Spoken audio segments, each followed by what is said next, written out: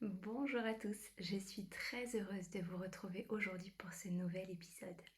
Dans cet épisode, je vais vous transmettre 6 clés pour identifier et comprendre ce qu'est le burn-out entrepreneurial. Première clé, qu'est-ce que le burn-out entrepreneurial? En fait, il concerne spécifiquement les entrepreneurs, c'est-à-dire ceux qui ont leur propre entreprise, ceux qui sont leurs propres patrons. Donc ça peut concerner aussi bien des personnes qui sont en profession libérale que des personnes qui sont chefs d'entreprise, qui ont leur propre entreprise, qui ont des salariés. Ça concerne bien évidemment tous les travailleurs indépendants, tous ceux qui travaillent en freelance, donc en solo. Ça concerne tous ceux vraiment qui ont leur propre entreprise. Deuxième clé pour mieux comprendre le burn-out entrepreneurial, d'abord au niveau des étapes, elles sont très similaires, c'est-à-dire le processus qui s'enclenche et qui aboutit au burn-out. C'est vraiment, que ce soit un burn-out entrepreneurial ou un burn-out professionnel, c'est vraiment très similaire. Et pour ma part, j'ai identifié 10 étapes. Par souci de synthèse et de simplicité, je vais vous en citer que 6 pour bien comprendre en fait tout le processus qui se met en place. Mais dans la formation en ligne que j'ai créée sur le burn-out professionnel, j'ai plus de temps, j'identifie vraiment les 10 étapes. Donc là, je reviens uniquement pour les 6 étapes. Première étape, dans un burn-out, eh bien, on est au début absolument passionné. Passionné par ce que l'on fait, impliqué, on aime vraiment ce qu'on fait. Ça commence vraiment comme ça, c'est-à-dire que voilà, on est vraiment, vraiment passionné par ce qu'on fait. Et puis, les étapes qui arrivent au fur et à mesure, ça va être des étapes de résistance, c'est-à-dire que on travaille beaucoup et puis finalement, il y a un déséquilibre qui va s'installer. Et tout ça va se faire sur plusieurs mois, voire plusieurs années. Et ce déséquilibre va aboutir à plus de fatigue, également plus de stress, et donc ça va être compliqué de tenir. Mais on résiste, donc c'est la phase de résistance. En fait, on tient debout, voilà, je suis forte, je tiens, j'ai tous mes engagements, je vais tous les honorer, et je tiens en fait. Et puis à un moment, on ne peut plus tenir, ça n'est plus possible, et il y a ce qu'on appelle la phase d'effondrement. Et là, c'est vraiment le burn-out en tant que tel, c'est cette phase d'effondrement. Donc là, c'est pas compliqué. Dans ces cas-là, on ne peut plus se lever, on n'arrive plus à rien faire. Et la seule chose qui nous reste à faire, c'est d'aller voir son médecin. Et en général, le médecin nous arrête et en tout cas pose un arrêt maladie et en général pose le diagnostic de burn-out. Voilà. Ensuite, la quatrième phase, ça va être la phase de décompression. C'est-à-dire que c'est la phase dans laquelle on finit par comprendre qu'on est dans le burn-out, on traverse vraiment un burn-out, et en fait c'est une phase qui est vraiment très difficile à vivre, comme beaucoup d'autres, comme les autres, mais celle-ci particulièrement parce qu'en fait tout semble complètement s'être effondré en fait, et on est comme dans un tunnel sans lumière, et on a l'impression de ne plus voir le bout en fait. Et on peut traverser dans cette phase-là une crise identitaire sur laquelle je vais revenir sur cette question-là. On se sent aussi très fragile dans cette phase-là, très fragile sur le plan physique, sur le plan émotionnel, sur le plan psychique, puisque le burn-out, c'est vraiment un épuisement émotionnel, physique, psychique, sur tous ces plans-là, en fait. Et puis ensuite, on a la phase de récupération. Après avoir traversé ces phases très difficiles, eh bien, on commence en fait à récupérer. C'est-à-dire que on se repose, on a accepté en fait d'être en difficulté. C'est la phase aussi où on a finalement lâché prise en se disant advienne que pourra. De toute façon, j'ai pas d'autre choix que de me reposer ici et maintenant. Voilà, donc on commence à récupérer. Et puis enfin, on a la phase de reconstruction, c'est-à-dire que après commencer à aller mieux physiquement, émotionnellement, on va commencer à se reconstruire. Et là, on va commencer à se poser des questions sur est-ce que je reprends, est-ce que je reprends pas, est-ce que j'envisage une reconversion professionnelle. Ce qui est important de savoir sur ces 6 phases-là, en tout cas sur toutes les phases du burn-out, c'est qu'en fait, elles ne sont pas linéaires, c'est pas complètement tel que je l'ai décrit. C'est-à-dire que des fois, on peut être en phase de décompression, ou on peut être plutôt, j'ai plutôt envie de dire, on peut être en phase de récupération, et en fait, on va repartir en phase de décompression. parce qu'il y a un événement personnel qui arrive ou un événement professionnel qui revient et qui va vous gêner, vous bouleverser. Et donc là, on peut retraverser une phase de décompression.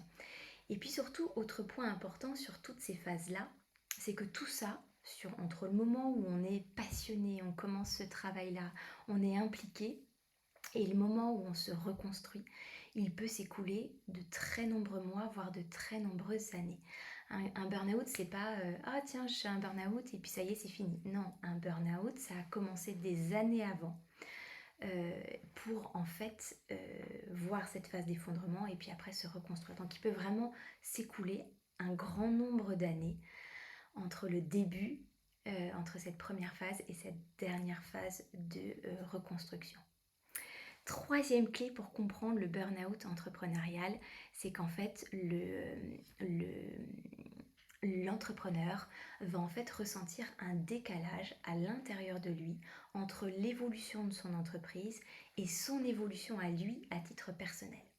Par exemple, je prends la situation d'une avocate qui commence son activité professionnelle en droit pénal. Elle s'installe assez rapidement. Elle a sa propre clientèle, donc en droit pénal, ça veut dire qu'elle va défendre des délinquants ou des victimes. Ça veut dire que ça va être dans le cadre d'agression sexuelle, de viol. Enfin, c'est une matière qui est très lourde sur le plan humain. Donc, elle s'installe à son compte, elle commence, ça marche bien. Commence à se faire aider un petit peu plus avec donc un expert comptable, voilà, un collaborateur ou une collaboratrice, parce que voilà, le cabinet se développe. Donc voilà, sur le plan professionnel, le cabinet se développe. Et puis à titre personnel, en même temps que ce cabinet se construit et se développe, elle va vivre un certain nombre de choses. Par exemple, elle va s'installer en couple et elle va vivre avec son compagnon. Et puis ça va bien se passer jusqu'à ce qu'à un moment ça se passe moins bien et ils décident de se séparer. Donc elle va retourner vivre seule. Donc ça va être un véritable deuil à traverser pour elle. Et puis voilà, elle va poursuivre sa vie, poursuivre le développement de son cabinet et puis elle va vivre d'autres choses à titre personnel. Par exemple, ça peut être un deuil d'un de ses proches, ça peut être une maladie d'un de ses proches ou une maladie pour elle aussi également. Et tout ça va la faire avancer, grandir dans toutes ces épreuves. Et puis ça peut être aussi une nouvelle rencontre amoureuse, un nouvel emménagement avec son nouveau compagnon, et puis peut-être éventuellement l'arrivée de beaux enfants qui arrivent, et puis peut-être aussi l'envie d'avoir un enfant. Bref, sur une dizaine d'années par exemple, eh ben, elle peut vivre un certain nombre de choses personnelles, dans sa vie personnelle. Et puis son cabinet, lui, il va rester le même. Elle fait toujours du droit pénal, elle a toujours la même type de clientèle. Et au bout d'un moment, au bout d'un certain nombre d'années, elle peut vraiment ressentir un décalage à l'intérieur d'elle entre ce qu'elle devient, la femme qu'elle devient et son cabinet qui lui n'a finalement pas trop changé. Donc si vous prenez un axe vertical et un axe horizontal, eh bien, on va avoir deux courbes complètement différentes. On va avoir une courbe plus basse pour celle du cabinet et une courbe beaucoup plus haute pour celle de l'avocate. Voilà.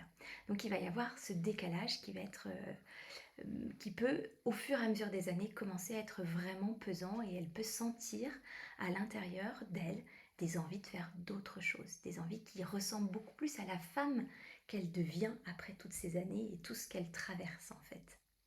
Et puis la quatrième clé, c'est que l'entrepreneur s'identifie à sa propre entreprise. Ça veut dire qu'en fait, il crée son personnage complètement en fonction de son entreprise. Par exemple, ça va être je suis mon entreprise en fait. Et donc, il va y avoir tout un personnage qui va se construire, une personne qui va avoir vraiment confiance en elle. Donc, je reprends l'exemple de mon avocate. Donc, cette avocate, par exemple, elle a en vrai pas du tout confiance en elle. Mais au fur et à mesure de son travail, elle développe des compétences où elle trouve voilà, qu'elle s'en sort bien, elle gagne ses dossiers, elle a des clients, ça marche bien, elle a un collaborateur. Donc, elle développe une vraie confiance en elle dans ce métier-là, en fait. Et puis, elle va être aussi celle qui est forte, donc elle va se construire en fait finalement tout un personnage de ce qu'elle n'est pas complètement en réalité à l'intérieur d'elle, puisqu'au fond d'elle, c'est plutôt une jeune femme qui manque de confiance en elle, qui peut avoir beaucoup d'émotions et qui peut avoir du mal à les gérer, mais là, dans son travail, elle montre vraiment un masque de personne forte, de personne qui tient, qui réussit et qui flanche pas. Et puis derrière ce masque, en fait, il peut y avoir, donc, comme je disais, une toute autre réalité. En réalité, c'est une personne, c'est une jeune femme qui manque de confiance en elle, qui a au contraire est très sensible. Et puis, elle porte des masques pour pouvoir arriver à faire son métier. Et puis, cinquième clé, c'est que l'entreprise, sur le papier, sur le plan financier, va très très bien. Sauf que l'entrepreneur, lui, va beaucoup moins bien à l'intérieur de lui. Donc par exemple, on peut avoir sur le papier, donc je reprends mon exemple du cabinet d'avocat, de cette jeune avocate qui va avoir un cabinet qui fonctionne vraiment très bien. Elle va avoir un chiffre d'affaires qui va être très élevé, en tout cas très correct. Elle va avoir aucun souci à payer son loyer, ses charges, son collaborateur. Il va y avoir vraiment un confort matériel, une reconnaissance sociale également.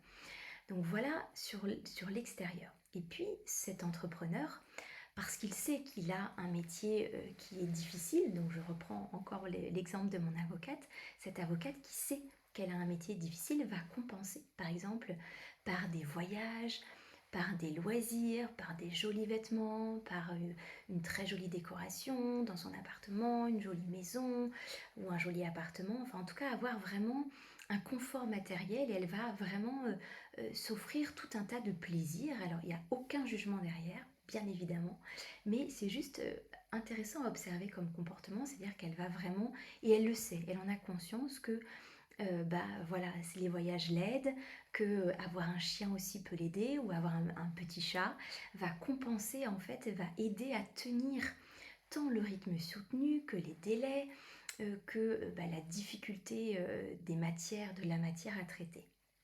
Donc, sur le papier, comme ça, à l'extérieur, tout va bien. On a une vie confortable, matérielle, un chiffre d'affaires très intéressant, mais à l'intérieur, en fait, je reprends donc l'exemple de cette avocate, elle va brûler à l'intérieur. En fait, elle va complètement se consumer et cette entreprise n'a finalement plus de sens pour elle. Parce qu'en fait, elle a trop évolué, elle a envie d'autre chose surtout, et ça n'a plus de sens de défendre des délinquants, voilà. Mais en même temps, ce qui est très difficile pour cet entrepreneur, c'est pourquoi arrêter quelque chose qui marche? Pourquoi renoncer à quelque chose qu'on a construit pendant des années, au prix parfois de sacrifices? Comment arrêter quelque chose qui marche très bien et pourquoi l'arrêter?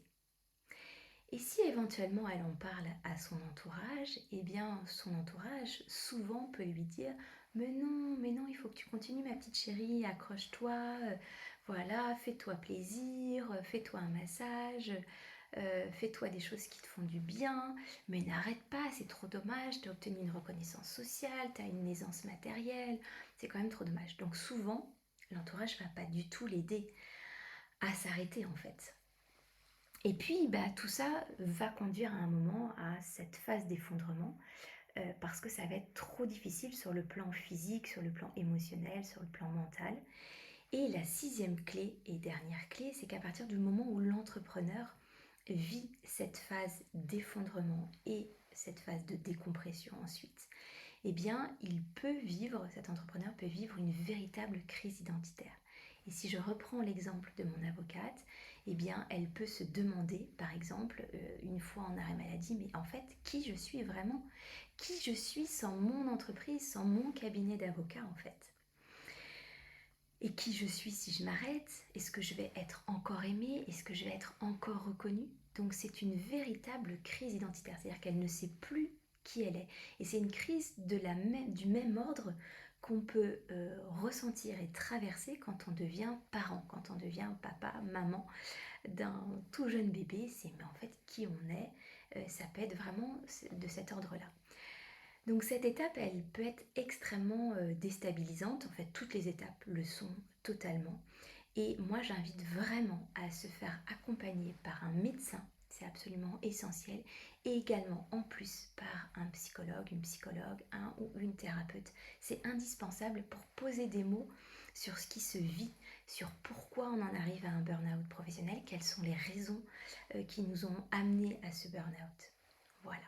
Donc voici un petit peu les 6 clés pour comprendre et identifier ce qu'est le burn-out entrepreneurial. Et je voudrais ajouter 2 choses en plus. La première, pour conclure, c'est que je vous propose 4 questions d'exploration intérieure. La première, c'est finalement quelle sensation avez-vous ressenti en écoutant cet audio ou cette vidéo? Est-ce que ça vous a parlé? Est-ce que ça a sonné juste dans votre cœur? Et finalement, deuxième question, quelles émotions ou quelle émotion avez-vous ressenti? Est-ce que c'est de la peur, de la colère, de la joie ou au contraire, ça a été très neutre? Parce que si vous avez ressenti des émotions de peur, de colère, de tristesse, eh bien ces émotions, il faut savoir que les émotions, quelles qu'elles soient, sont des messages. C'est vraiment des guides dans votre vie. Et ces émotions, elles peuvent venir donc vous expliquer, vous apporter quelque chose. Et donc vous transmettre ce fameux message. Et donc finalement, à quoi cette émotion m'invite? Qu'est-ce qu'elle veut me dire? Quel est le message qu'elle veut me transmettre? Et puis dernière question, est-ce que finalement, globalement, je me sens concernée par le burn-out entrepreneurial ou pas nécessairement? Voilà mes 4 questions. Donc j'espère vraiment que cette petite vidéo ou cet audio vous aideront, voilà, à mieux comprendre. Si vous ressentez le besoin d'être accompagné pour envisager peut-être une reconversion professionnelle, vous pouvez tout à fait prendre rendez-vous avec moi sur mon site www.maisonamandelucette.com et vous pouvez donc réserver un rendez-vous visio découverte offert qui est d'une durée de 30 minutes dans laquelle je suis vraiment là pour vous écouter, pour poser un petit peu de la clarification et vous apporter en fait de la clarté sur votre situation. Voilà. Et bien je vous dis à très bientôt pour un prochain épisode. Voilà, et surtout, je vous embrasse.